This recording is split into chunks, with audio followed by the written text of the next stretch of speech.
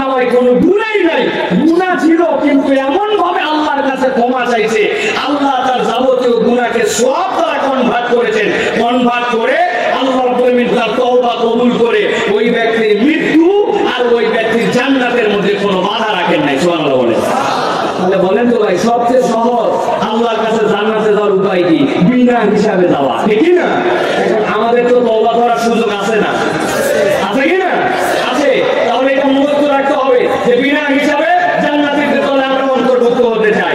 আল্লাহ রাব্বুল আলামিন বলতেছেন, ওয়াল্লাযীনা ইউহাদুনাল্লাহ ওয়া লা ইয়াদউনা ওয়া লা ইয়াবুদুনা ইলাহান গায়রা। আল্লাহ তো বললেন যাদেরকে আল্লাহ রাব্বুল আলামিন বিনা হিসাবে জান্নাত দিবেন। মুফাসসিররা ব্যাখ্যা করছেন, তোমাদের মধ্যে যারা আল্লাহকে এক হিসাবে ডাকবে, আল্লাহ রাব্বুল আলামিনের সাথে কাউকে শরীক করবে না, আর আল্লাহ ছাড়া কাউকে ইলাহ মানবে না, এই ঈমান আছে যাদের, রব্বুল আলামিন তাদেরকে বিনা হিসাবে জান্নাতে ঢোকাবেন। সুবহানাল্লাহ বলেন। দুই নম্বর শ্রেণী যাদেরকে আল্লাহ রাব্বুল আলামিন বিনা হিসাবে জাহান্নামে দিবেন, কারা তারা?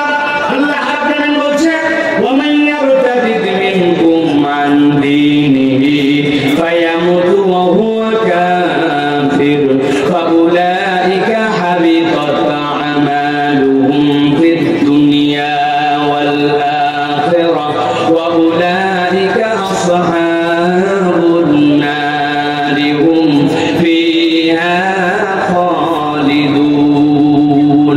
আল্লাহ সূরা বাকারা 217 নম্বর আয়াতের মধ্যে বলছেন, সাবধান হয়ে যাও, হিসাব ছাড়া জাহান্নামে চলে যেতে হবে। দুনিয়ার বুকে যে মানুষগুলো ইসলাম পেয়েছিল, দ্বীন পেয়েছিল, কিন্তু এই মানুষগুলো অতিক্রন্ডিতি করে ইসলাম থেকে মুখ ফিরায় নিছে, আল্লাহর বিধান থেকে সরায় নিছে নিজেকে। আল্লাহ বলছেন যারা মুরতাদ হয়ে যাবে, আর ওই মুরতাদ যদি একবার কেউ হয় সে মৃত্যুবরণ করবে, তাহলে কাফের অবস্থায়। আল্লাহ বলছেন ফাউলাইকা হাবিতাত আমালুহুম ফিদ দুনিয়া ওয়াল আখিরাহ। আল্লাহ দুনিয়া আখিরাতে তার যত আমল আছে সবগুলাকে ধ্বংস করে দিবেন, আর এই ব্যক্তিগুলাকে রব্বুল আলামিন বিনা হিসাবে জাহান্নামের মধ্যে ঢুকায় দিবেন। অতএব দিনের বুঝ আসার পরে কখনো আল্লাহর দিক থেকে মুখ ফিরায় নেওয়া যাবে না। আমাদের অনেক মানুষ আছে, আগে নামাজ পড়তে এখন নামাজ পড়া বাদ দিয়ে দিতে, আগে ইসলাম পালন করতে এখন ইসলাম পছন্দ করে না, এরকম মানুষ আছে কিনা? মুসলমানের ঘরের সন্তান কিন্তু ইসলাম পছন্দ করে না, ইসলামের পক্ষে যারা থাকে তাদেরকে পছন্দ করে না। উপরে উপরে ইসলাম ইসলাম বলে, কিন্তু অন্তরের মধ্যে ইসলামকে লালন করে না। এইরকম হাজার হাজার নামধারী মুরতাদ মুসলমান আছে। আল্লাহ বলতেছেন এই মানুষগুলাকে রব্বুল আমিন বিনা হিসাবে জাহান্নামে দিবে। নাউযুবিল্লাহ। আল্লাহ রাব্বুল আমিন কুরআনুল কারীমের মধ্যে বলছেন দুনিয়ার মানুষ, এরপর আরেক শ্রেণীর মানুষ আছে যেই মানুষগুলা দুনিয়ার বুকে সওয়াব তার আমলনামা যেইটা ওইটা সে ঠিক মতো হিসাব মেলাতে পারে না, মনে করছে অনেক আমল করেছে, আমল অনেক করার দ্বারা তার কোনো ফায়দা হয় নাই, বরং আমলটা অনেক করার থেকে আমলটা যদি তার এমন হয় যে আমলটা তার জন্য ভারী, তাহলে ওই ব্যক্তি ওই আমলটা আল্লাহ রাব্বুল আলামিনের কাছে পছন্দনীয় হবে। কিন্তু ওই ব্যক্তি আমল করতেছে কিন্তু নবীর তরিকাকে তারা ঠিক মনে করে নাই, নবীর পদ্ধতিকে পছন্দ করে নাই, আল্লাহর বিধানকে আগে মনে করতো ঠিক ছিল, কিন্তু এখন একটু শিক্ষিত হয়ে জ্ঞানী হয়ে মনে করতেছে আল্লাহর বিধান ছাড়াও তো দুনিয়া চালানো সম্ভব। আল্লাহ বলতেছেন হাজার সে নিজেকে মুসলমান দাবি করুক না কেন, ওই ব্যক্তিটা আল্লাহর কাছে প্রকৃত ঈমানদার হতে পারে না।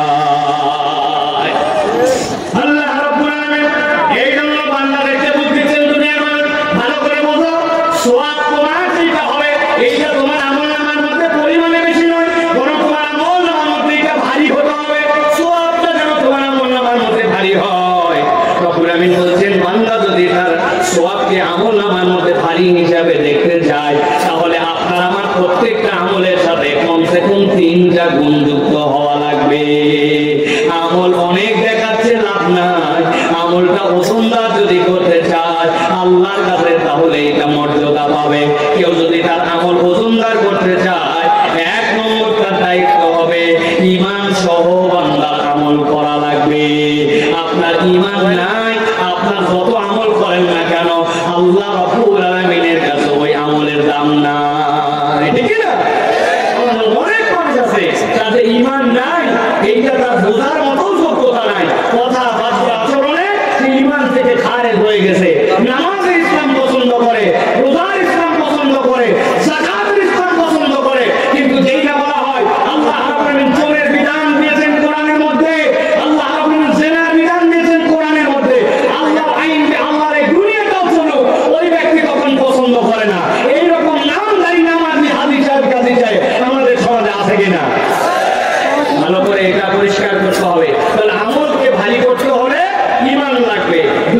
কি লাগবে?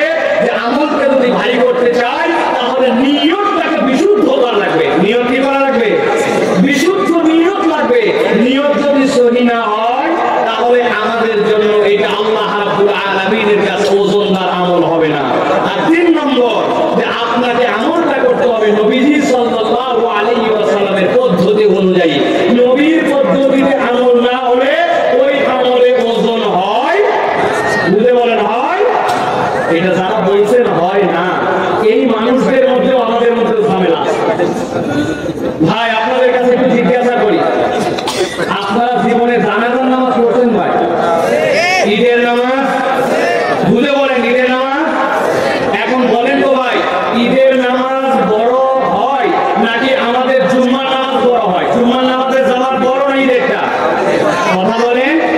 ডান পাশে যারা আছেন আপনারা বলেন ঈদের নামাজ বড় না জুম্মার?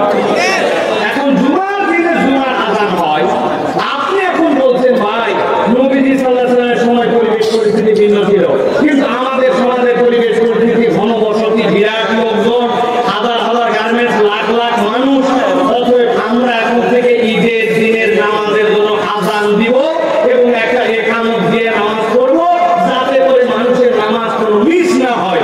আপনারা রাজি? কেন রে ভাই? আযান দেওয়া খারাপ না ভালো কাজ? ইকামত দেওয়া খারাপ না ভালো কাজ? আপনারা কি করবেন ঈদের দিনে? আপনারা নামাজের আযান দিবেন না? বলবেন হুজুর এগুলো আলগা যুক্তি দিয়েন না, নবীজি সাল্লাল্লাহু আলাইহি ওয়াসাল্লামের সময় ঈদের নামাজের আযান হয় নাই, ইকামত হয় নাই, আমরা দিব না। আচ্ছা ঠিক আছে, মেনে নিলাম।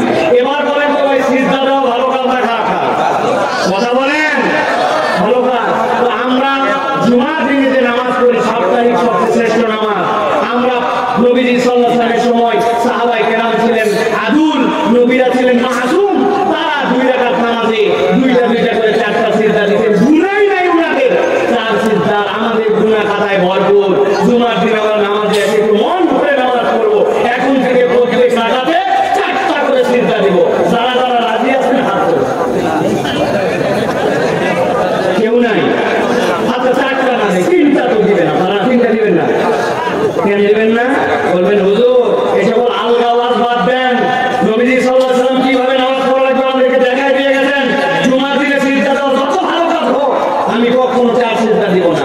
যেই লোক নামাজের মধ্যে 4 সিজদা দিবে না, যেই লোক ঈদের দিনে আযান দিবে না, যেই লোক ঈদের দিনে ইকামত করবে না, কেন এটা নবীর তরিকার বাইরে, ওই লোকই এমন এমন কাজ করে যেটা নবীর তরিকার নাই। আমরা আবার বললে উল্টা আমার ইমাম সাহেবের চাকরি নাই, নামাজের পরে বলছে মুনাজাত করা লাগবে, বলছে নবীজি জীবনে সম্মিলিতভাবে সাহাবায়ে কেরামকে নিয়ে মুনাজাত করে নাই, বলছে আমার হুজুর বুঝে নেন, আগের ইমাম বুঝতো না, কোথা থেকে ইমাম নিয়ে আসে, ইমাম কাদা আছে কি না? নবীজি সাল্লাল্লাহু আলাইহি ওয়াসাল্লাম করে এমন যুক্তি দিয়ে বলছে আপনি ঈদের আযান দিবেন না, কিন্তু আপনি নামাজের পরে সম্মিলিত মুনাজাত ছাড়বেন না। আছে কি না এরকম লোক? এরকম লোক পাওয়া যাবে। অতএব আজকে ভালো করে জেনেন, আমলের ওজন যদি বাড়াতে চান ঈমান লাগবে, আর আপনার জন্য নিয়ত সহি করা লাগবে, আর 3 নম্বরে নবীর তরিকায় হতে হবে।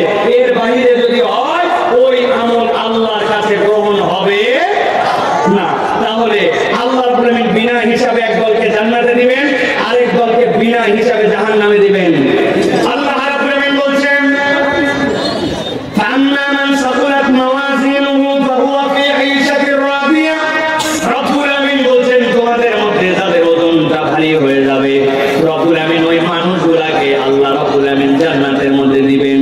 কোন মানুষ? তারা যাদের আমলনামার মধ্যে গুনাহ ছিল, যাদের আমলনামার মধ্যে অপরাধ ছিল, কিন্তু ওই মানুষগুলা কখনোই আল্লাহ দ্রোহী হয় নাই অথবা আল্লাহকে অস্বীকার করে নাই।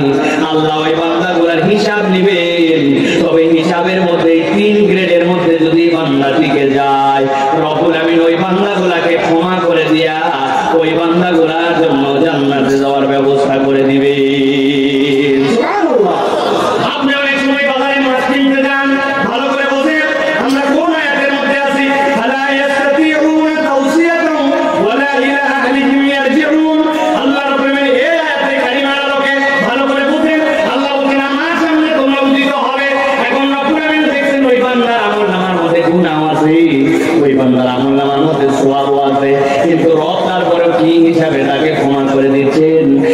বাজারে গেছেন মাছ কেনার জন্য, যাওয়ার পরে বলছেন আমি তাজা মাছ ছাড়া কিনবো না। দেখবেন সুন্দর করে বাজারের মধ্যে এখন মাছগুলা পানির মধ্যে ভিজায় রাখে, পানির মধ্যে জেতা মাছ আছে, ঠিক না? ওখান থেকে একটা মাছ আপনি উঠাইছেন, উঠাই বলছেন আমার জন্য ওজন করে দাও। যেই না ওজন করতেছে আপনি বলছেন ভাই ওজন যাই করো পানি যেন এর মধ্যে না যায়, পানি একটু কম দেওয়ার চেষ্টা করো। পানি কম দেওয়ার জন্য যেই না আপনি বলেছেন, তারপরেও যখন আপনি 2 কেজির মাছ নিবেন, ওর পেটের মধ্যে পানি, ওর চুলের মধ্যে পানি, ওর মাথার মধ্যে পানি, আপনি না চাইলেও তার মধ্যে 20 গ্রাম 30 গ্রাম 40 গ্রাম পানি ওজনের মধ্যে গেছে। আপনি মাছ কিনছেন 1000 টাকা কেজি, কিন্তু আপনাকে বাধ্য হয়ে ওর সাথে পানিটাও কিনতে হয়েছে একই দামে। আপনার আমার নামে গুনাহ আছে, অপরাধ আছে, কিন্তু আল্লাহ রাব্বুল আলামিন বলছেন যার আমলনামাটা ভারী হবে, যার আমলনামাটার মধ্যে ওই বান্দাটা আল্লাহ রাব্বুল আলামিনের প্রতি ঈমান বিশুদ্ধ রেখেছিল, ইখলাসের সাথে আমল করেছে, আর ওই বান্দাটা সবসময় যে আমলটাই করেছে ওই আমলটা আল্লাহ রাব্বুল আলামিনের রাজি খুশি করার জন্য নবীর তরিকায় করেছে, ওই বান্দার গুনাহ থাকতে পারে, কিন্তু আল্লাহর কাছে যখন হিসাব হবে আর ওজন হবে, ওই বান্দার ওই অপরাধগুলো ওই পানির মতো ওই ভালো দামের সাথে ভালো ওজনের সাথে আল্লাহ রাব্বুল আলামিন পার করে দিবে। আর একদল হবে এমন যাদের পানির পরিমাণ এত বেশি, মূল আইটেমই নাই, আল্লাহ বলছেন তাদের হিসাব করার পরেও ওয়াম্মা মান খাফাত মাওয়াজিনুহু ফাউম্মুহু হাওিয়া, ওই মানুষগুলোর ওজন হালকা হয়ে যাওয়ার কারণে ওই মানুষগুলা ওই দিন বিপদে পড়ে যাবে। আল্লাহ রাব্বুল আলামিন তাহলে কি বলেন?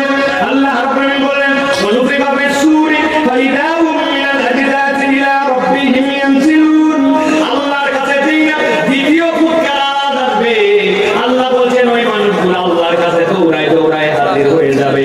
সাথে সাথে তারা কি বলতে শুরু করবে?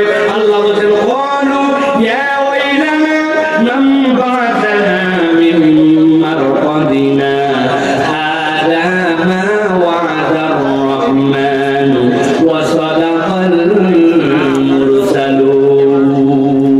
ওই মানুষগুলোকে কবর থেকে যেই না তোলা হবে, মুফাসসিররা বলছেন কবর থেকে যেই না মানুষগুলো উঠবে, তারা কি কবরে খুব ভালো ছিল নাকি? না, কবরে ভালো ছিল না, কিন্তু কবর থেকে এর পরবর্তী যে স্টেপ, ওই স্টেপটা এত ভয়ঙ্কর হবে যে কবরে থাকা অবস্থাটাকে তার কাছে তখন মনে হবে এটাই ভালো ছিল। সাথে সাথে লাফ দিয়ে উঠে বলবে এই আমাদের কি হলো, আমাদেরকে কে এখান থেকে জাগ্রত করলো, কে আমাদেরকে উঠাইলো? সাথে সাথে তাদের মুখে বের হবে হাযা মা ওয়া'দার রাহমান, আমাদের কাছে আমাদের দয়াময় প্রভু তো দুনিয়াতে ওয়াদা দিয়ে রেখেছিলেন এরকম একটা দিবসের মুখোমুখি আমাকে হতে হবে। আর বলা হচ্ছে ওয়াসাদাকাল মুরসালুন, দুনিয়ার বুকে যত পয়গম্বর প্রেরণ করা হয়েছে ওই পয়গম্বরগুলার কথাও তো সত্য। সুতরাং আজকের দিনে যারা বম্বিতম্বি করবে, আজকের দিনে যারা পরকালমুখী জিন্দেগি গঠন করবে না, ওই দিন যাওয়ার পরে ওই বান্দাগুলা নবীদের কথাও সত্য হিসাবে দেখতে পাবে, রহমানের ওই দিবস যে সত্য আল্লাহ সেইটাও তাদেরকে দেখায় দিবে। এই পর্যন্ত একটা পাঠ। মূলত এই জায়গাটা আল্লাহ সাদাকাল মুরসালুন যেটা বলেছেন এটা এই জায়গার কথা নয়, এটা সূরা ইয়াসিনের শুরুর দিকের কথা। যা রাজুলুম মিনাল মাদিনা, মদিনা থেকে একদল লোক আসলো, 3 জনের কথা আল্লাহ বলেছেন, তারা পয়গম্বর ছিল, তারা যে বার্তা দিয়েছিল মানুষজন তাদেরকে অস্বীকার করেছিল।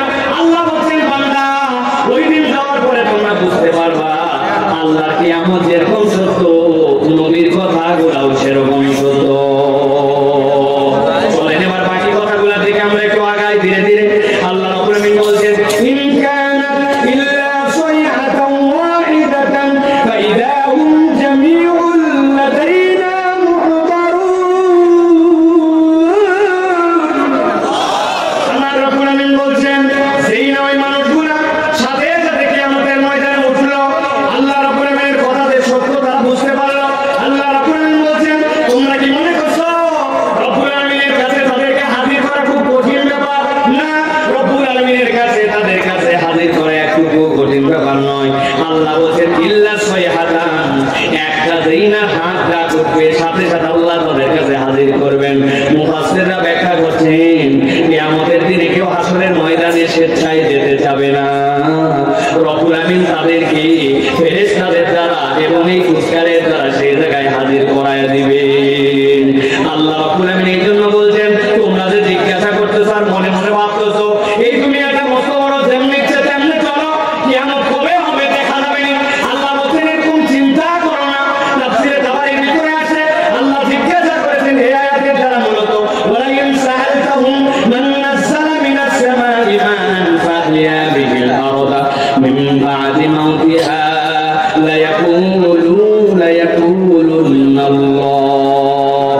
আল্লাহ বলছেন তোমার সামনেই তো তুমি জমি পড়ে থাকতে দেখো, জমির মধ্যে এমন ভাবে খটখটা, এর মধ্যে কিছু হয় সম্ভব না মনে হয়, অথচ অবাক হয়ে দেখা যায় আসমান থেকে বৃষ্টি আসছে। কোথায় ছিল তার অঙ্কুর, কোথায় ছিল তার সারা, ময়দানটা ঘাসে ঘাসে ভরে গেছে। এমন তো দেখা যায় যে এগুলা বিলের মধ্যে বিল শুকায় যায়, যেই না নতুন করে পানি আসে কোথা থেকে যেন রেণুয়ার কোনায় এসে বিলকে বিল মাছ দিয়ে ভরে যায়। আল্লাহ বলছেন আসমান থেকে পানি দিয়ে যেই আল্লাহ এক মুহূর্তে তোমার সামনে জমিনকে জীবন দিয়ে দিতে পারেন, ওই আল্লাহর কাছে তুমি মৃত হওয়ার পরে হাজির করানো একটা শব্দের দ্বারা কোনো কঠিন বিষয় নয়। ঠিক না? এই দুনিয়াতে যদি আমরা দেখি আমাদের চলা, আমাদের লাইফস্টাইল, আমাদের যত ধরনের যা দেখতেছি, এইগুলোর মধ্যে যে এখন দৈন্যতা, এইগুলোর মধ্যে যে উদাসীনতা, এটার অন্যতম কারণ আমাদের পরকালহীন জিন্দেগি। ঠিক না? সালাফরা উদাহরণ দিতেন। আমি আমার ভাষায় অনেক সময় বলি, দুনিয়া লাগবে কি লাগবে না? দুনিয়া লাগবে কি না? দুনিয়া লাগবে, কিন্তু দুনিয়া লাগাতে যে যদি আমরা এমন আচরণ করি যে আমরা দুনিয়াকে বইটাই হারাই ফেলি, তাহলে বড় বিপজ্জনক। এক লোক নাকি বলছে আই লাভ ইউ ওয়াটার, একজন বলছে মানুষ বলে আই লাভ ইউ ওয়াইফ, তুই বলিস I love you water.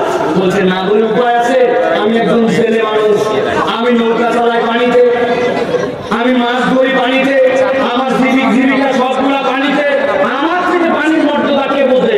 I love you water.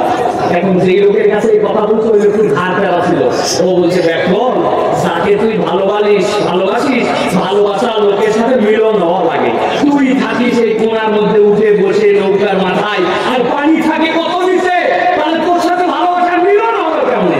কি করা লাগবে? এই ধর তোর হাতে একটা শাবল দিলাম, এই শাবল দিয়ে নৌকা তোরা ফুটা কর। ফুটা করলে কি হবে? গল গল করে পানি উঠবে, পানির সাথে তোর মিলন হবে। এইসব পানির প্রেমী ও এক শাবল দিয়ে নৌকা তলার মধ্যে নিচে ফুটা করে গল গল করে নৌকা দিয়ে পানি উঠতেছে, আর উপরে বসে থাকে উনি বলতেছে আই লাভ ইউ ওয়াটার।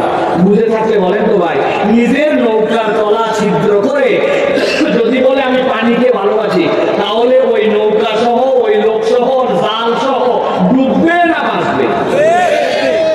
ভালো করে বুঝে রাখবেন, সারা জীবন উদাহরণটা মনে রাখবেন। সালাফরা বলতেছেন দুনিয়া তোমার লাগবে, কিন্তু তোমার যে অন্তর, ওই অন্তরটা যদি ফুটা করে ওর মধ্যে দুনিয়া ঢুকাও, তাহলে তোমার দুনিয়াও বরবাদ, আখিরাতও বরবাদ। রব্বানা আতিনা ফিদ দুনিয়া হাসানা, আল্লাহ শিখাইছেন। তবে এই হাসানাটা পরকাল মুখে কখন অন্তর ছিদ্র করে দুনিয়াকে আশ্রয় দেওয়া যাবে না। ঠিক না? বলছি তো ঠিক, কিন্তু কাজের বেলায় গেলে তো ঠনঠনা ঠনঠন, নিজের দোকানে সব মাল হালাল বৈধ, কিন্তু এমন দুনিয়াদার বলতেছে ভাই আপনার মতো সেনা লোক বলে কেনা দামে দিবেন। জীবনে দেখে নাই, পরে বলছে সেনা লোক, দাম দিচ্ছে 500 টাকা বেশি, বলছে কেনা দামে দিলাম। হালাল মাল সেনা লোক কেনা দামে বলে হারাম ব্যবসা করে, এরকম লোক গাজীপুর কাশিমপুরের নাই। আরো বলে কি, আপনি আমার বোনের কাস্টমার, সকাল 11টা, এর আগে 30টা কাস্টমার গেছে, বিক্রির জন্য বলছে বোনের কাস্টমার, মানে প্রথম কাস্টমার। এই জন্য ভাই আপনাকে যেমন মৃত্যু হালাল মাল 2 নম্বর করে, তাহলে অন্তর দুনিয়া ঢুকছে, মাল হালাল, লোক হালাল, কিন্তু তার কার্যক্রমটা হারাম। এরকম লোক আছে কিনা? বুঝে বলেন আছে কিনা? এত বড় দাড়িওয়ালা ছিলেন, এত বড় দাড়িওয়ালা, সুন্দর জুতো পরালো, আপনি জানেন না কি অবস্থা। মুরব্বীর কাছে একজন গেছে, যাওয়ার পরে বলছে চাচা বড় বিপদে পড়ছে, 1000 টাকা হাওলাত দেন। বলছে ব্যাকফল হাতে টাকা নেই সব। বলছে চাচা বিরাট বিপদে আছি, আমার সন্তান অসুস্থ, একটু ডাক্তার দেখানো লাগবে। বলতেছে বললাম হাতে টাকা নেই। খানিকক্ষণ পরে বলছে চাচা আপনি ভুল বুঝছেন, আজকে সোমবার দিন 1000 দেন, আল্লাহ প্রতি 1250 রিটার্ন।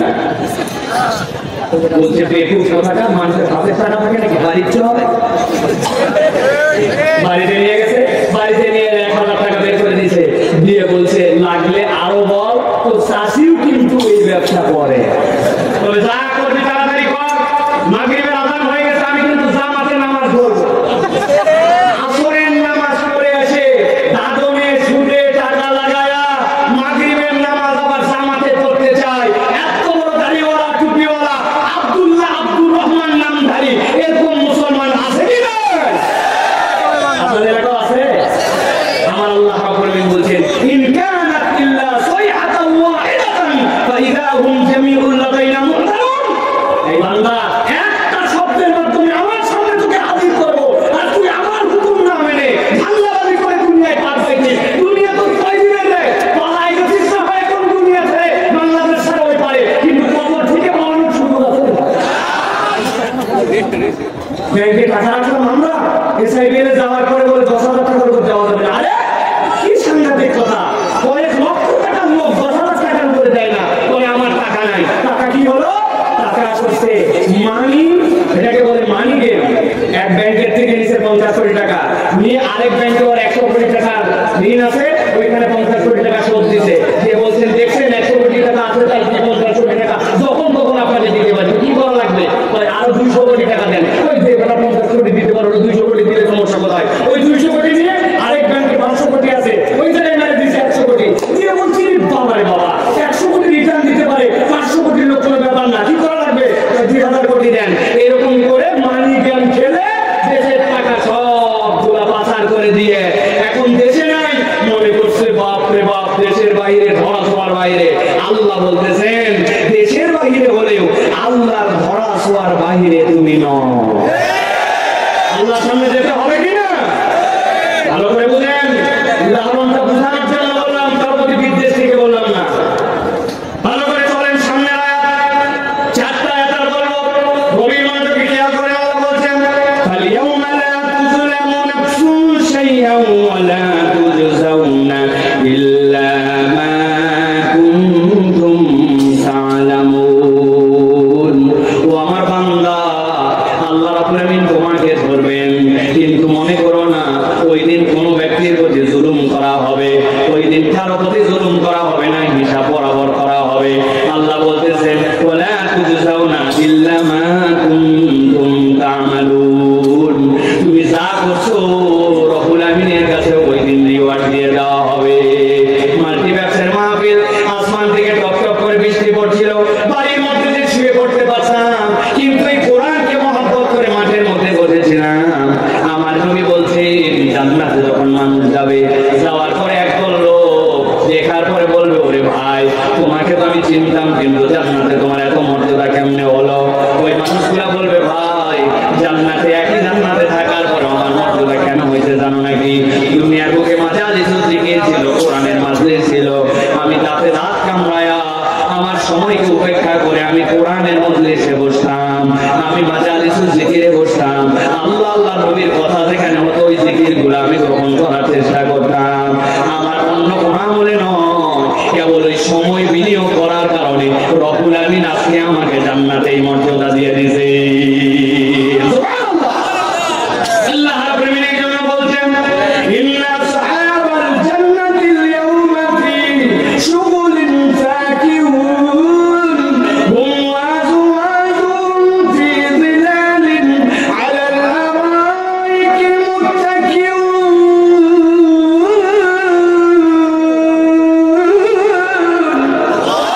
আল্লাহ রাব্বুল আমিন বলছেন, আমি আল্লাহ রাব্বুল আমিন হিসাব বরাবর করব। তবে রাব্বুল আমিন জানাচ্ছেন ইন্না আসহাবাল জান্নাতিল ইয়াওমা ফি শুগুলিন ফাকিহুন। সুবহানাল্লাহ। আল্লাহ বলতেছেন এত মজার তাফসীরের মধ্যে মুফাসসিররা করেছেন, আল্লাহ বলেন এখানে শুগুলিন ফাকিহুন বলেছেন। আল্লাহ বান্দা জান্নাতে যাওয়ার পরে কখনো তার নিদ্রা আসবে না, আর জান্নাতের মধ্যে সব সময় আনন্দে শীতে থাকবে।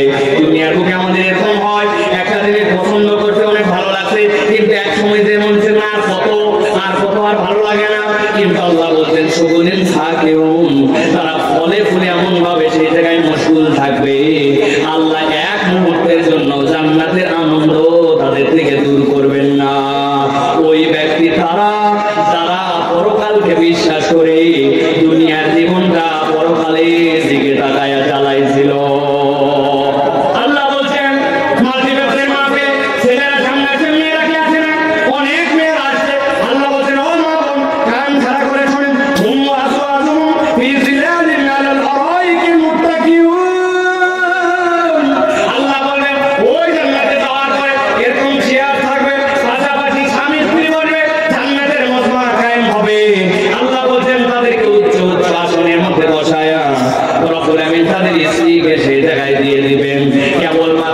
স্বামী নয়, কেবলমাত্র স্ত্রী নয়। আল্লাহ কোরআনের অন্য আয়াতে বলেছেন, তুমি যদি তোমার পরিবার পরিজন ইসলামের উপর রাখতে পারো, আল্লাহ আমাদের পরিবার পরিজন গুলোকে আল্লাহ রাব্বুল আলামিনের জান্নাতে পাশাপাশি হাজির করে দিবে। সুবহানাল্লাহ। এর মধ্যে উনি ঘরের দল শুনবেন, এমনি ঘরের দল এইরকম লোকটা একটু খুঁজে নিয়ে একদল লোক জান্নাতে যাওয়ার পরে জান্নাতে থাকবে। হঠাৎ করে একদিন ফেরেশতাদেরকে বলবো, ফেরেশতা জান্নাতের মধ্যে আমার অমুক বন্ধুটাকে দেখতেছি না কেন, ওই কোথায়? সাথে সাথে বলবে সে তো জান্নাতে আসতে পারে নাই। আল্লাহকে বলতে শুরু করবো, আল্লাহ আমার ওই দোস্তের সাথে আমার যে সম্পর্ক ছিল, জান্নাতে না আসলে আমার জান্নাতে ভালো লাগে না। রব্বুল আলামিন বলবে জান্নাতের মধ্যে আসার পর আমার বান্দা মন খারাপ করে থাকবে, তার বন্ধু জান্নাতে আসতে পারে না, হতে পারে না। ফেরেশতা যাও যাও ওই বান্দাটাকে জাহান্নাম থেকে মুক্ত করে দাও। জাহান্নাম থেকে যেই না তাকে উঠানো হবে, জাহান্নামের মধ্যে লোকজন বলবে আরে এই লোকের তো কোনো ভালো আমল আছে আমাদের জানা নাই, অথবা এই লোক দুনিয়ার অনেক কিছু করছে এরকম তো জানা নাই, এই লোক তারপরে জাহান্নাম থেকে কেমনে মুক্তি পায়? সাথে সাথে ফেরেশতারা তাদের কাছে বলবে ওই লোকটার একটা বন্ধু জান্নাতে গেছে, জান্নাতে যাওয়ার পরে সে জান্নাতে তার দোস্তকে খুঁজেছে, বন্ধুকে খুঁজেছে, মিস করেছে। ওই জান্নাতে মিস করার কারণে আল্লাহ রাব্বুল আলামিন এই জাহান্নামী বান্দাকেও মাফ করে জান্নাতে ঢুকিয়ে দিয়েছে। কত বন্ধু খুঁজলাম, কত লোকের সাথে ঘুরলাম, কোন লোকটা আমাকে জান্নাতে যায় খুঁজবে, এইরকম মানুষকে আমি এখন পর্যন্ত চুজ করতে পারলাম না। আমার সম্পর্ক বেনামাজির সাথে, আমার সম্পর্ক বিড়ি ঘরের সাথে, আমার সম্পর্ক গীবতওয়ালার সাথে, আমার সম্পর্ক আলেম ওলামার সাথে না, আমার সম্পর্ক এমন কোন নেককার মানুষের সাথে নয়। কত মানুষের কল্যাণে আমি আগায় আছি, কিন্তু আমার অমুক বন্ধুটা আল্লাহকে পছন্দ করে, নবীর কথা বলে, ইসলামের পথে চলে, বিপদে পড়ছে আপনি একটু সাথের মধ্যে ছাপায় পড়ছেন, আল্লাহ আপনাকে দিয়েছেন। আল্লাহ রাব্বুল আলামিন যদি এটাকে কবুল করে নেন, ওই জান্নাতে যাওয়ার পরে কিন্তু এরকম বন্ধু আপনাকে খুঁজে নিতে পারে। বলেন তো একটু চিৎকার করে, আমাদের এরকম বন্ধু থাকা দরকার আছে কিনা? কথা বলতে হবে, আছে কিনা? যারা যারা আছেন আছে কিনা? কিন্তু বাঙালি বড় চালাক, গভীর চালাক, যেই না আপনি বলবেন এরকম বন্ধু সাথে তোমার থাকতে হবে, মন খারাপ করে আমাদেরকে বলে হুজুর সমাজটা শেষ হয়ে গেছে, এরকম লোক আর নাই, ভালো মানুষ আর খুঁজে পাওয়া যায় না কিনা? এই কথা বলে একটা নাম্বার ওয়ান এত বড় কথা আপনি বললেন ছোট মুখে। আমি এই জন্যই কথা বলি, আপনি বলেন লোক পাওয়া যায় না, এরকম লোক কোথায় পাবো? আমার বক্তব্য হচ্ছে আপনার লোক খোঁজা লাগবে কেন? আপনি আমি যদি এরকম লোক হয়ে যাই, তাহলে তো অন্যজন আমাদেরকে খুঁজে পায়, নিজে হবে না অন্যকে খুঁজে। আজকে থেকে চিন্তা করেন, তাহলে আমার পরিবর্তন দরকার। রব্বুল আলামিন প্রত্যেকটা কথা, প্রত্যেকটা বিষয়ে রব্বুল আলামিন হিসাব দিবেন, জুলুম করবেন না। আল্লাহ রব্বুল আলামিন বলছেন ওই দিন তোমাকে পুরস্কারও দেওয়া হবে, ওয়ালা তুজজাউনা ইল্লা মা কুনতুম তা'মালুন। তুমি যা করেছো সবগুলা পুরস্কার আল্লাহ রব্বুল আলামিন তোমাকে দিয়ে দিবেন। আর আজকে থেকে একটা শপথ করতে পারি কিনা, আমাদের মুখ থাকবে কিন্তু আমরা আজকে থেকে আর মিথ্যা কথা বলবো না। রাজি আছেন? মুখ থাকবে আমাদের, মুখ দিয়ে আমরা গালিগালাজ করবো না। রাজি আছেন? গালি না দিলে আবার কেমন ঢাকার লোক চলে, ওই যে ওইখানে গালি দিতে কোনার মধ্যে ঈশ্বরের বাচ্চা হুজুর উঠে গেল, তুই কখনো আসে থাকবি কথায় কথায় আমরা গালি দিই, কথায় কথায় আমরা মুখ খারাপ করি, শালা বেটা বলি। নিজের আপন স্ত্রীকে অনেক সময় মাথা গরম হয়ে গেলে ময়াকার বয়ে দীর্ঘই বলি। মানা করে দিব ভাই, মানা করা লাগবে না, খবরদার। আমরা আজকে শপথ নিলাম যে আমরা মুখ থাকবে মিথ্যা বলবো না, মুখ থাকবে বিরোধ করবো না, মুখ থাকবে গালি দিব না। রাজি আছে ইনশাআল্লাহ? চলেন এবার তিনটা আয়াত বলবো, চলেন। আল্লাহ রাব্বুল আলামিন বলছেন ওই দিন তাদের স্ত্রীকে নিয়ে তারা ওইখানে সুন্দরভাবে তারা উদযাপন করবে।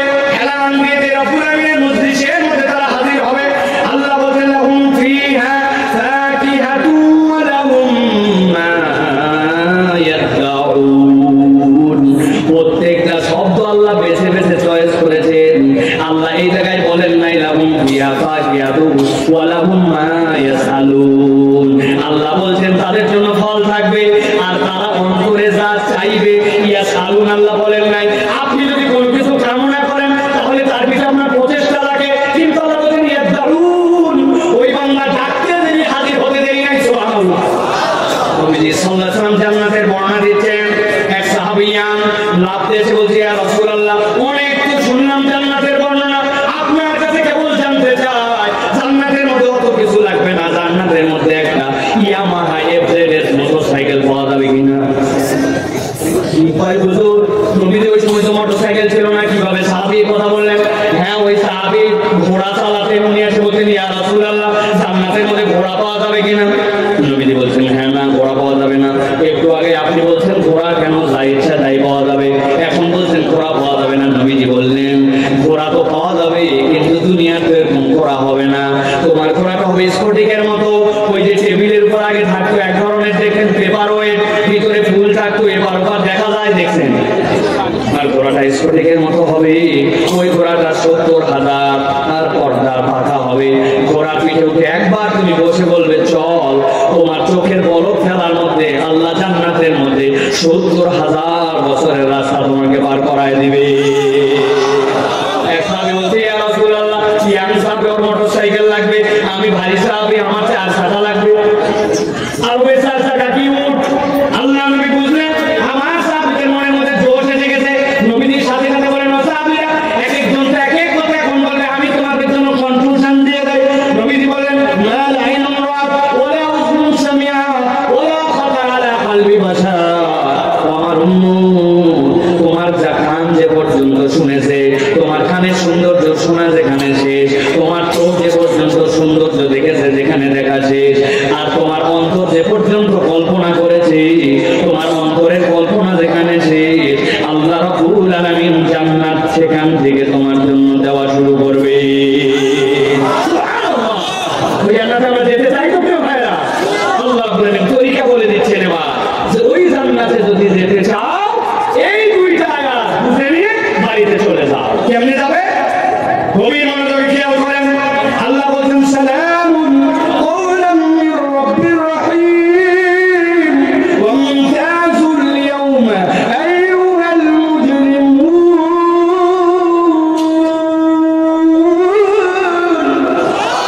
আল্লাহ এবার জান্নাতে যাওয়ার আগে হাসরের ময়দান যে হাসরের ব্যাপারে জিজ্ঞাসা করছিল কবে হবে, আল্লাহ বলেন একটা মিনার দিয়ে ধ্বংস, আরেকটা মিনার দিয়ে জাগ্রত, আরেকটা মিনার দিয়ে সকলের হাজির করছে। আল্লাহ বলেন এখন সালামুন কওলাম মির রাব্বির রহিম, রহিম রবের পক্ষ থেকে সালাম। আল্লাহ স্বয়ং সালাম দিয়ে বলবেন, এই ফেরেশতারা কাজে নামো, ফেরেশতারা কাজে নামো। ফেরেশতারা সবগুলো রেডি হয়ে গেছে, ধরো বলছেন আল্লাহ, তাদেরকে ধরো। আল্লাহ বলেন, মুমতাজুল ইয়াওমা আইয়ুহাল মুজরিমুন। দুনিয়ার বুকে অপরাধী আর ভালো বান্দা সবগুলা ওসমিস করেছিল, কিন্তু ওই দিন যাওয়ার পরে আল্লাহর নেককার বান্দা আর বদকার বান্দাদেরকে আল্লাহ আলাদা করে দিবে। আল্লাহু আকবার। নামাজ কম পড়ছে আর বেশি পড়ছে, আল্লাহকে মানছে আল্লাহকে মানে নাই, সকলেই সূর্যের রশ্মি পেয়েছে, সকলেই অক্সিজেন পেয়েছে, আল্লাহ বলবেন কম করেন নাই, কিন্তু আল্লাহ বলবেন আজকে আলাদা করো। মুমতাজুল ইয়াওমা আইয়ুহাল মুজরিমুন, আজকে তারা মুজরিম তাদেরকে আলাদা করো, আর আজকে তারা ভালো বান্দা তাদেরকে আলাদা করে দাও। এরপর আল্লাহ রাব্বুল আলামিন জিজ্ঞাসা করবেন আপনাদের কাছে, আমাদের কাছে আল্লাহ রাব্বুল আলামিন জিজ্ঞাসা করাচ্ছে। মুফাসসিররা ব্যাখ্যা করছেন, সালামুন কওলাম মির রাব্বির রহিম বলার নাম কারণ কি? আল্লাহ নিজেকে রহিম রব বললেন কেন? আল্লাহ রাব্বুল আলামিন ওই দিন ঈমানদারদেরকে স্পেশাল নিয়ামত দিয়ে আলাদা করবেন, আর আল্লাহ যখন আলাদা করবেন মুসলিমদের কাছে তখন জিজ্ঞাসা করবেন, আলাম আহাদ ইলাইকুম ইয়া বানি আদম আল্লা তা'বুদুশ শাইতান ইন্নাহু লাকুম আদুউম মুবিন। আল্লাহ কি জিজ্ঞাসা করছেন? আমার শেষ আয়াত, গভীর মনোযোগ দেন, ঠান্ডা মাথায় বুঝেন। আল্লাহ বলছে, আলাম আহাদ ইলাইকুম, আমি কি তোমাদের কাছ থেকে ওয়াদা নিয়েছিলাম না? আমি কি তোমাদের কাছে বার্তা পরিষ্কার করি নাই? আমি কি তোমাদেরকে জানাই নাই? কি জানাই নাই? আল্লাহ রাব্বুল আলামিন বলছেন, আল্লাহ তা'বুদুশ শাইতান, তোমরা খবরদার খবরদার কেউ শয়তানের উপাসনা করবে না। আমি জিজ্ঞাসা করব, একটা জবান বন্ধ থাকবে না, সবগুলো মুখে উচ্চারণ করতে হবে। বলেন তো আমরা এখানে কেউ শয়তানের ইবাদত করি? সবাই বলেন শয়তানের ইবাদত করি।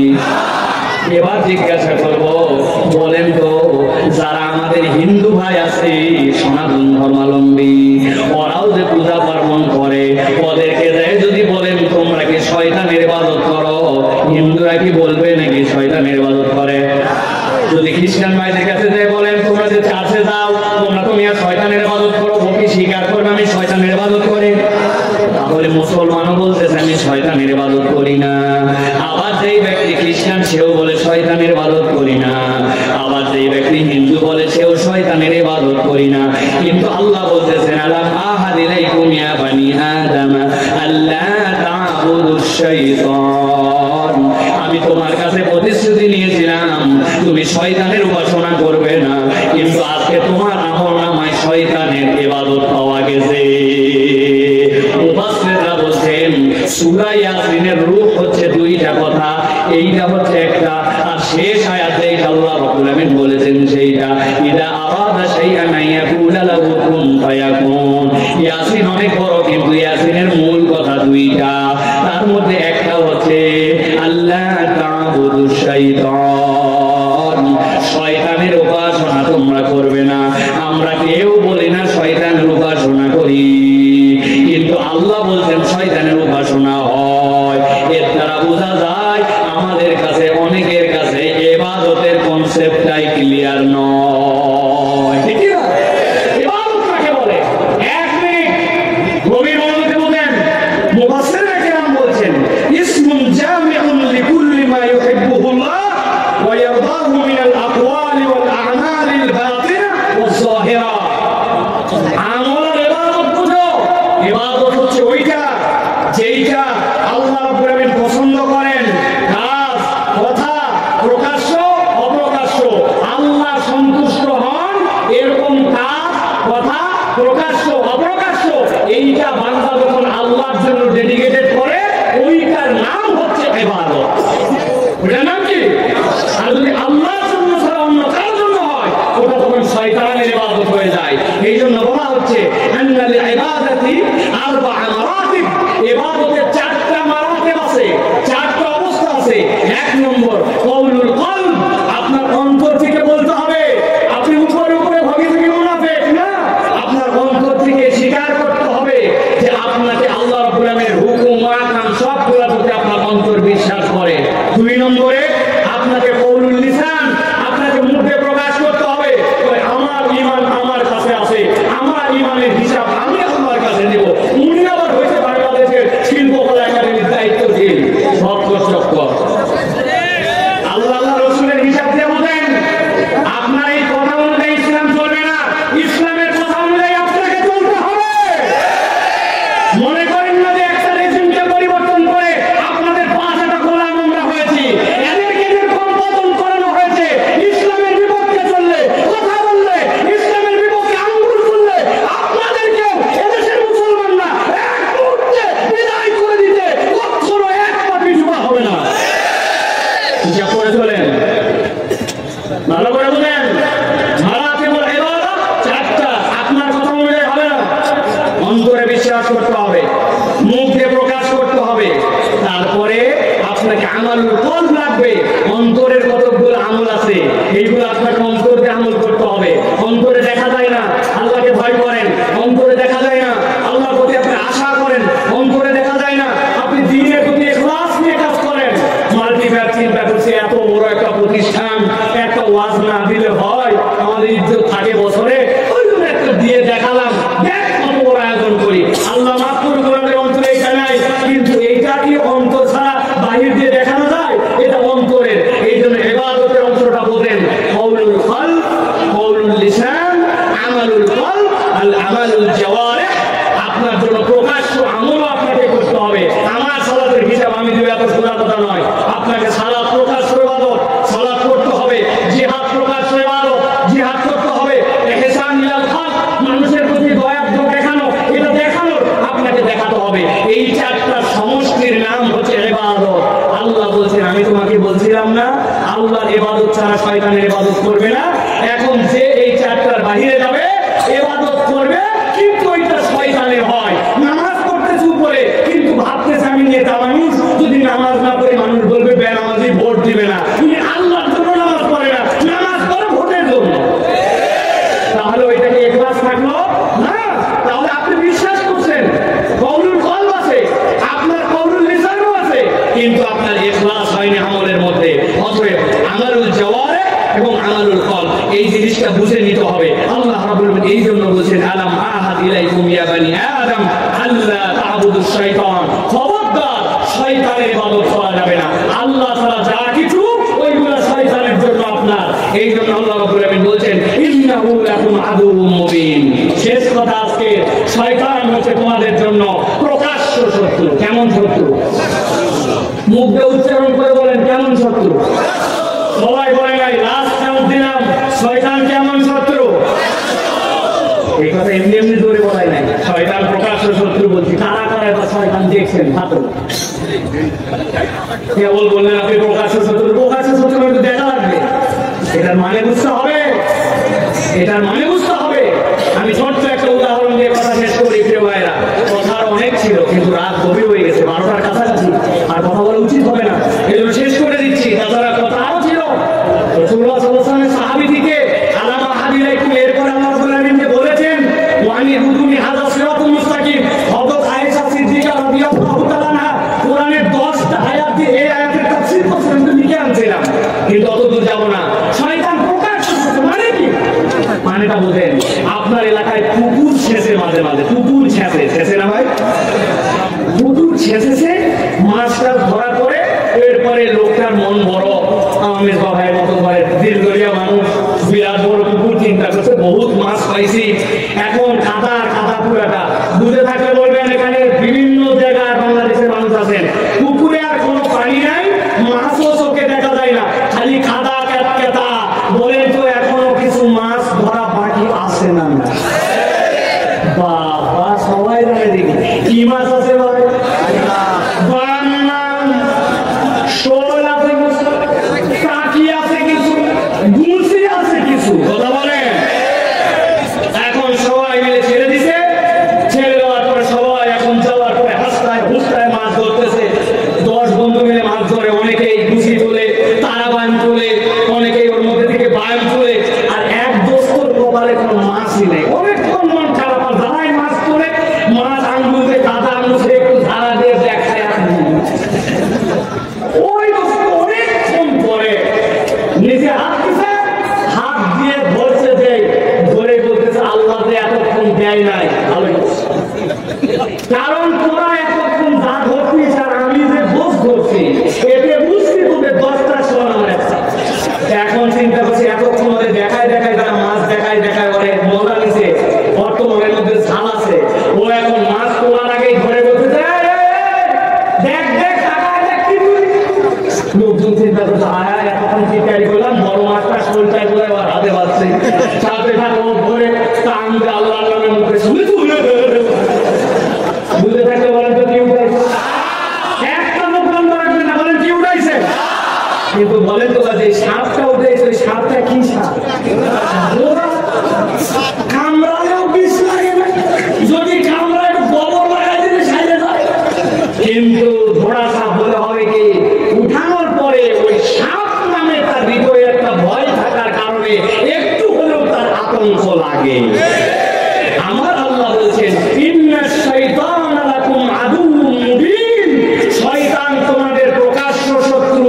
আমি আল্লাহ জানাই রাখলাম, দেখতে পাও না, কিন্তু শয়তানি যারা করে, শয়তানের পদন্ত যারা অনুসরণ করে, সেটা কম হোক বেশি হোক, কোন অজুহাতে ঈমানদার গ্রহণ করতে পারবে? একটু করলে কি হবে? আছে না ভাই? খবরদার এই কথা বলা যাবে না। একটু করলে কি হবে বললে বিপদের বাজার হবে। মিউজিক বাজায়, বিয়ে শাদীতে অনুষ্ঠান হয়, মুরব্বী হাজী সাহেব তার বাড়ির থেকে আসার পরে বলছে হাজী সাহেব আপনার বাড়িতে যাওয়ার পরে শুনতেছি খালি কি ব্যাপার? বলতেছে বাবা পুরো বেটি আছে, পুরো বিয়ে দেওয়া লাগবে, 2টা দিন সহ্য কর, বাচ্চা কাটা পরে আছে কিনা? আপনি কোন অজুহাতে এটা করতে পারবেন না, তাহলে আপনি শয়তানের সদাকে অনুসরণ করলেন। মনটা খারাপ, স্যাড, এই জন্য কানের মধ্যে হেডফোন লাগায়া তুমি দৃষ্টি শুনতেছে। মন খারাপ থাকলে গান শোনা যায় না। বয়স কম হলে তো তাই কাটা যাবে না, এখন বয়স কাটা করতে হলে নামাজ বাদ দেওয়া যাবে তো, হ্যাঁ ব্যবসায়িক স্বার্থে মিথ্যা কথা একটু বলা যাবে না।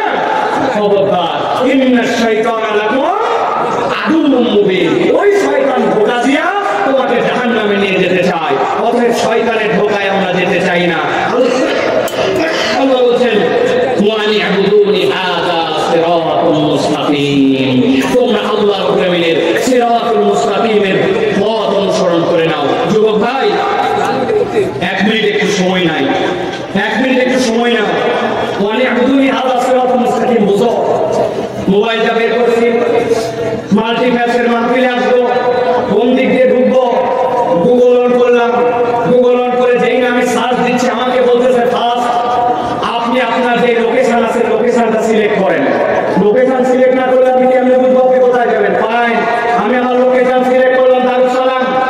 আপনাকে এরপরে বলতেছে ভাইলোড ডেস্টিনেশন, আপনি ডেস্টিনেশন লেখেন, আমি লিখলাম মাল্টিপ্যাথ। এবার আমার এখানে চলে আসছে ডাইরেকশন, আপনি ডাইরেকশনে যেই না ক্লিক করবেন সাথে সাথে আপনাকে রাস্তা দেখাবে। আসেন দারুস সালাম, যাবেন মাল্টিপ্যাথ, আপনার রাস্তা একটা গাজীপুর দিয়া, আরেকটা সন্ধ্যা দিয়া, আরেকটা ভিতর দিয়ে জামসিং দিয়া। জামসিং এর রাস্তাটা আজকে আপনার জন্য ঝানঝট কম, এখানে সময় লাগবে কম, অর্থাৎ সিলেক্ট করবেন আপনি এই জায়গায় রাখবেন। বলেন তো ভাই, গুগল অ্যাপ ব্যবহার করে আমরা এইরকম ভাবে চলাফেরা করি কিনা? মুরব্বীরা হব করেন না, আপনার ভাষণ মোবাইল আমরা দেখি জ্ঞানরা শেষ কথা বলো ভাই। ওয়ানি আবুদুনি হাযা সিরাতুল মুস্তাকিম, আল্লাহ বলতেছেন বান্দা কোরআন খোলা করে তুই কি বলছিস? ইয়াকা না'বুদু ওয়া ইয়াকা নাস্তাঈন। আল্লাহ বলেন বল তুই কোথায় আছিস? বলে আল্লাহ আমি তোমারই কেবল ইবাদত করি, তোমার কাছে কেবল সাহায্য চাই। আল্লাহ বলেন দ্যাটস গুড, হয়ে গেছে, তোর লোকেশন আমি জেনে ফেলছি বান্দা, এখন বল কি চাস? ইহদিনাস সিরাতাল মুস্তাকিম। আল্লাহ আমি সরল সঠিক রাস্তা চাই। আরে বেটা রাস্তা তো অনেকগুলা, কোন দিক দিয়ে যাবি, যে দিক দিয়ে নিরাপদ, যে দিক দিয়ে সহজে যাওয়া যায়, শর্টকাট, ভুল হলে আল্লাহ মাফ করে দেয়, কোন পথ? আল্লাহ বলছে সিলেক্ট কর, ইয়াকা না'বুদু ওয়া ইয়াকা নাস্তাঈন, ইহদিনাস সিরাতাল মুস্তাকিম সিরাতাল লাযীনা আন'আমতা আলাইহিম।